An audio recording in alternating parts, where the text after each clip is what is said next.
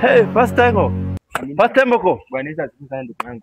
Amina Pastor. Amina. Umepotea sana? Pastor, niko na shida. Shida tunafanya nipotee. Mimi niko na bibi kwa nyumba. Hataki ni mnajisi kabisa. Hataki kunipea. Hataki kupatia. Umejaribu kumpatia pesa? Pesa nimejaribu nampea pesa.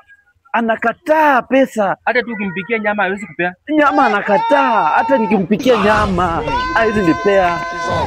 Nimeona shida penye iko. Shida iko wapi? Fanya hivi. Nataka nikusaidie. Nisaidie. Mimi kama pastor wako nataka nikusaidie. Bibi wako ameweka kwa ufulo. Ni padlock. Kuna padlock ambaye shetani ameweza kufunga na akaweka kule chini. Na ndiposa hata ukimkuza hauwezi pata joto mwilini wala hauwezi pata appetite. Sasa unamaanisha nini? Mimi ndio nakwambia na ninachua jambo ambalo nasema exactly. Ni wewe unasema hivyo? Sasa kitu ambacho utafanya ni ya kwamba utanipatia sadaka. Alafu kisha nipe sadaka, ikifika saa 1 jioni, tuma mke wako akuje kwangu. Nikuje nitoe hiyo kafuro ama hiyo padlock, ndiposa hiyo shida iweze kuisha. Na nitakuwa nimemaliza. Unataka nini? Hapa hakuna mambo ngumu, sadaka pekee yake. Sadaka? Sadaka.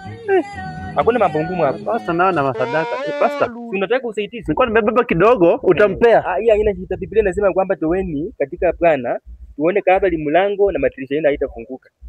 Amina. Ndugu yangu, umulete jioni sawa? Kuja na yeye. Akuje peke yake. Mimi tu akuje peke yake. Nikitoa kafuru tu. Asante. Amina.